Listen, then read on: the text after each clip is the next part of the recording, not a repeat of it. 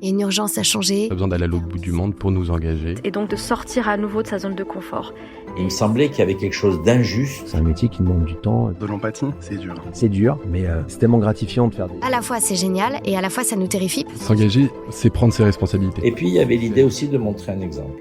Et lâche rien, fonce et avance, quoi.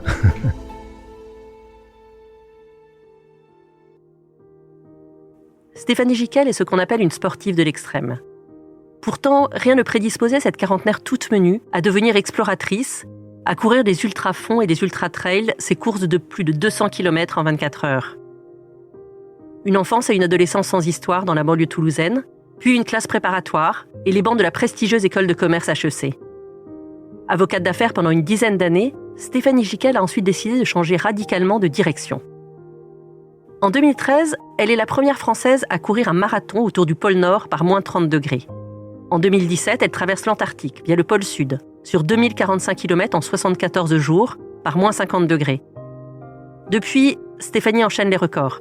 Spécialiste de longue distance et de trail, elle est championne de France et vice-championne du monde de 100 km. Et elle détient le record de France de course en 24 heures, avec pas moins de 253,6 km. Et aujourd'hui, Stéphanie Giquel nous fait le plaisir d'être notre engagée du Figaro. Bonjour Stéphanie Giquel. Bonjour. Vous êtes une sportive de l'extrême et votre palmarès donne le tournis. Alors la première question que j'ai envie de vous poser, c'est qu'est-ce qui vous fait courir, Stéphanie ? Je crois que c'est la passion de la vie. J'aime énormément la vie et donc j'ai envie de l'appréhender dans ses multiples facettes. J'ai eu envie de voyager très jeune parce que je ne voyageais pas. Et j'ai commencé à voyager à l'âge de 20 ans, d'abord avec des moyens motorisés, puis progressivement j'ai laissé les moyens motorisés de côté de manière à aller là où les moyens motorisés ne peuvent pas aller. Et je me suis découvert une passion pour la course d'ultra-endurance. Et aujourd'hui je cours beaucoup, je suis en équipe de France aussi. Mais je crois que c'est vraiment la passion de la vie avant tout. On ne vous voit pas dans le podcast, mais vous n'avez pas la carrure d'un athlète. Alors comment vous est venue cette passion et cette volonté de dépassement dans votre parcours ? Vous avez fait une école de commerce, vous avez été avocate, et puis ensuite vous êtes consacrée à l'athlétisme. Alors c'est vrai que dans toutes mes activités, que ce soit l'exploration, les expéditions, les études, le monde du droit, effectivement j'ai travaillé pendant près de 10 ans dans le domaine du droit, et puis le sport de haut niveau en équipe de France. J'ai toujours eu cette envie de repousser mes limites. Pour moi c'est plutôt repousser ses limites que les dépasser. J'ai pu le constater notamment en expédition, puisque si on les dépasse, finalement on va trop loin et on peut ne pas en revenir. Et c'est ce qui aurait pu se passer lorsque j'ai parcouru l'Antarctique sur plus de 2000 km en 74 jours. Donc je préfère parler de repousser ses limites. En fait, ce qui me plaît quand on repousse ses limites, c'est qu'on connaît bien un sujet, on essaye de le connaître au maximum, et quand on aime, quand on vibre pour ce que l'on fait, quand on a vraiment beaucoup de passion pour l'activité dans laquelle on passe du temps, on a envie d'aller plus loin. C'est-à-dire qu'on a envie d'améliorer un record personnel, par exemple en athlétisme, un record de France, un record du monde. Quand on va là où personne n'est jamais allé, on explore. Et c'est ce qui me plaît beaucoup. En fait, j'ai l'impression que dans chacune des activités, il y a 2 moments d'aventure. Tout à fait au début, quand on se lance, quand on a l'idée folle, cette idée folle que j'ai eue il y a plus de 10 ans de parcourir l'Antarctique sur plus de 2000 km. L'idée nous paraît vraiment folle et on est complètement en dehors de sa zone de confort. Puis progressivement, on avance, on commence à maîtriser les codes, maîtriser l'environnement. C'est un peu ce qu'on connaît dans la vie quotidienne quand on a une nouvelle activité professionnelle et que progressivement, on apprend à connaître son travail, ses collègues. Et là, on est capable de repousser ses limites et donc de sortir à nouveau de sa zone de confort.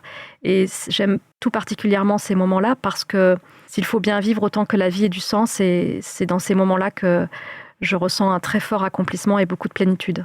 Quand on s'entraîne pour courir 200 km ou ce que vous faites autour du golfe du Morbihan, près de 200 km, comment est-ce qu'on s'entraîne au quotidien avant une telle épreuve ? Alors pour une course d'ultra-endurance, il y a beaucoup d'entraînements spécifiques à base de sorties longues. C'est-à-dire que je m'entraîne régulièrement à l'INSEP, je cours 5 heures, 6 heures, le samedi, le dimanche matin. Après, il y a des entraînements que l'on retrouve dans toute autre discipline, comme le 10 000 mètres ou le marathon, donc des séances sur piste, des séances de qualité. Je fais aussi beaucoup de renforcement musculaire. Je travaille avec un préparateur physique au Stade Français, Alain Elie, qui m'accompagne depuis 1 an maintenant. Et puis des entraînements qui sont un peu plus atypiques parce qu'ils sont vraiment focalisés en fonction de la compétition. Par exemple, quand j'ai couru 7 marathons en 7 jours consécutifs, j'ai couru dans le froid et dans le chaud. Donc j'ai été amenée à m'entraîner en chambre thermique durant les 15 jours qui ont précédé la compétition. C'est-à-dire que je passe 1 heure en chambre thermique par 40 à 43 degrés de manière à acclimater mon corps à la température que je rencontrerai le jour J. Donc là, en l'occurrence, une forte chaleur, puisque j'ai connu du grand froid en Antarctique, il faisait moins 20 degrés, puis le lendemain, j'étais à Cape Town, il faisait 40 degrés. Donc c'est beaucoup d'entraînements qui sont très diversifiés et qui dépendent spécifiquement de la compétition. Et quand j'ai amélioré le record de France d'ultrafond de 153,6 km en 24 heures non-stop lors des derniers championnats d'Europe, j'ai fait énormément de sorties longues et puis aussi des sorties en chaleur puisque je savais qu'à Vérone, il allait faire chaud. Qu'est-ce que vous pensez de la mode des ultra-trails où il y a des jeunes cadres qui se lancent et qui veulent se dépasser, peut-être sans préparation? Qu'est-ce que vous avez envie de leur dire? Alors je crois que le corps à corps avec la nature, c'est quelque chose qui est extraordinaire car il permet la déconnexion. La déconnexion permet de faire corps avec soi-même, c'est-à-dire de trouver ce qui nous plaît vraiment, ce qui nous fait vibrer. On est plus à même, je pense, de trouver sa motivation sincère et d'aller vers ce pourquoi on est fait quand on se déconnecte parfois, c'est-à-dire être dans le monde tout en étant loin de l'agitation du monde. Et je pense que les ultra-trails permettent cela parce qu'on court 5 heures, 6 heures, 10 heures, 15 heures, parfois une nuit entière. Et ça, c'est intéressant par la déconnexion que cela permet. Après, il faut savoir que sans entraînement intensif, le risque, c'est de souffrir énormément durant la course. Sur des ultra-distances, sur bitume, sur piste, sur route, on a un risque, par exemple, de rhabdomyolyse, c'est-à-dire de lésion massive des muscles. Donc, pour s'en protéger, il faut énormément d'entraînement et c'est ce qu'on fait en tant que sportif de haut niveau. On souffre l'entraînement de manière à pouvoir mieux supporter la course, rester en bonne santé et puis performer. Après, la course à pied, c'est un moyen d'être en mouvement et je crois que le mouvement est bon à la fois pour la santé, mais aussi pour un monde plus durable. Je prône vraiment l'importance du mouvement. Donc, j'incite tout un chacun à aller essayer ces courses et puis ensuite à s'y préparer de manière progressive. Mais quelles sont les valeurs qui vous portent et que vous voulez transmettre, notamment peut-être aux jeunes? Alors, je crois qu'on peut atteindre ses objectifs, on peut rêver, on peut viser haut, on peut avoir de l'ambition. Il ne faut pas avoir peur de l'ambition. L'ambition n'est pas contraire à l'humilité. Au contraire, quand on a de l'ambition, on est humble parce qu'on se rend compte du chemin à parcourir. Parfois, le point de départ est très éloigné du point d'arrivée. Ça a été mon cas. J'ai rêvé d'une école de commerce et je ne connaissais personne qui avait fait une école de commerce dans mon entourage. Je rêvais de voyage et je ne voyageais pas quand j'étais jeune. Je rêvais de sport-aventure. Je n'ai pas grandi dans une famille de sportifs aventuriers ni de sportifs de haut niveau. Je suis allée vers ces chemins parce qu'ils me faisaient vibrer et je crois qu'il faut oser, il faut avoir de l'audace. Dans mon école, on disait apprendre à oser et je crois que c'est vraiment quelque chose qui est important pour être heureux, pour vivre pleinement. J'accompagne aussi des femmes qui ont des projets entrepreneuriaux. Je suis marraine de Femmes des Territoires, une très belle association qui a été fondée par Marie-Éloi. J'accorde beaucoup d'importance à l'entrepreneuriat, au fait d'être capable d'être indépendant, d'être autonome, d'être ouvert d'esprit, d'être libre. C'est quelque chose qui est assez essentiel à mon sens pour pouvoir vivre pleinement. Et je crois que pour cela, il ne faut pas hésiter à rencontrer, à être dans des réseaux, à s'inspirer de ce qu'ont fait les autres, de manière à avoir un socle de confiance et un socle de connaissances qui vont nous permettre d'aller un peu plus haut et un peu plus vite. Après, un deuxième engagement qui me tient tout particulièrement à cœur en ce moment, c'est l'importance du mouvement, l'importance du corps. Le corps et l'esprit sont très liés et on a tendance parfois à mettre le corps d'un côté puis l'esprit de l'autre, que ce soit à l'école, que ce soit dans les entreprises.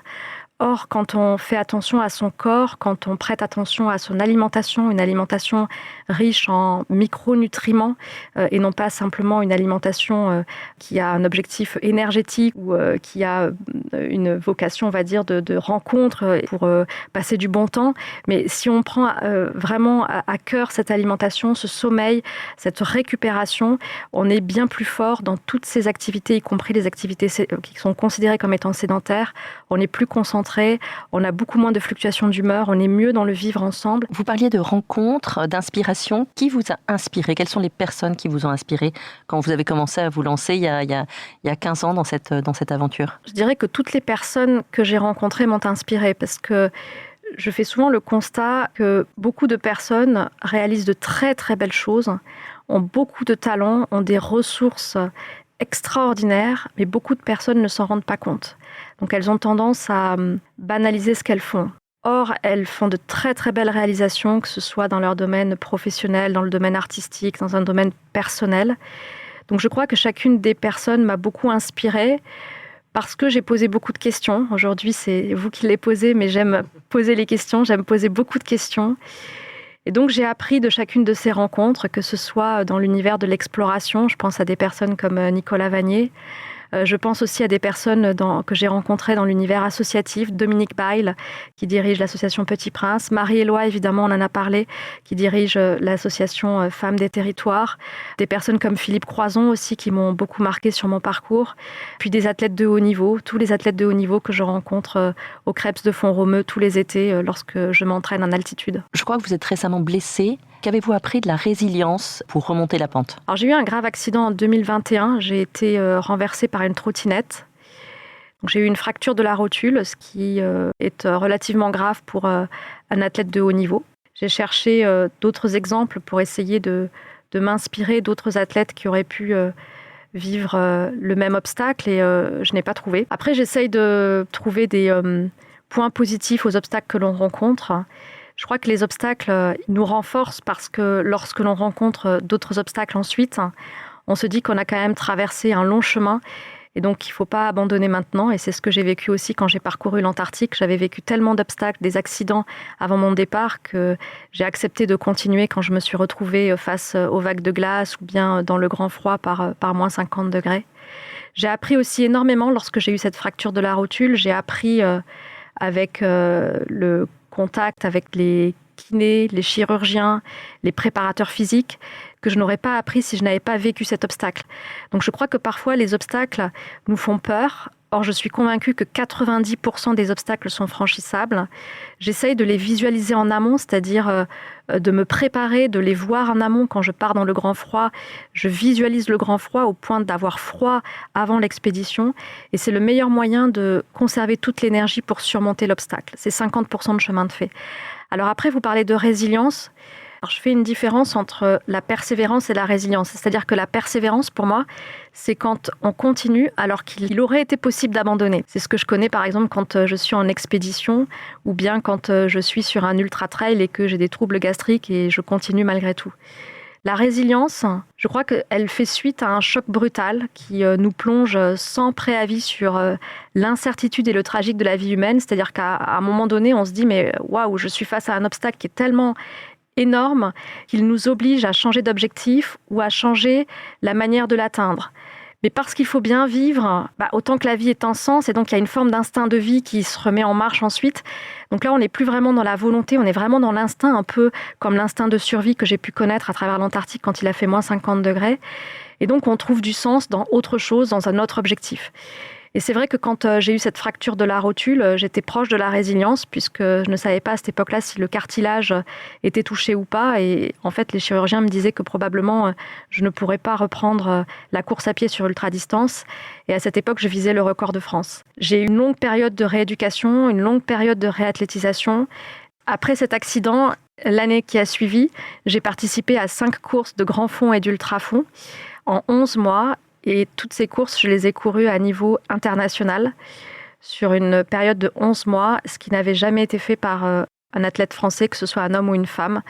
Tout ça pour dire que même après un gros obstacle qui peut nous sembler infranchissable, beaucoup de choses sont possibles. Merci beaucoup Stéphanie de nous avoir fait partager votre univers. Je vous pose maintenant notre question rituelle. Si vous étiez à ma place, quel serait votre engagé ? J'inviterai Dominique Bail. Elle a un parcours remarquable. C'est une femme qui n'a pas eu d'enfant, qui a vécu dans le sport de haut niveau aussi très jeune, dans le ski, et qui a fondé l'association Petit Prince qui réalise les rêves d'enfants malades. Son engagement, ce sont les enfants. Elle donne tout son cœur, toute son énergie pour les enfants et j'aime profondément cette femme. Merci beaucoup Stéphanie Chiquel. Merci à vous. Merci d'avoir écouté ce podcast. Je suis Aude Cérès, journaliste au Figaro. Vous pouvez retrouver les engagés du Figaro sur Figaro Radio, le site du Figaro et toutes les plateformes d'écoute. À bientôt.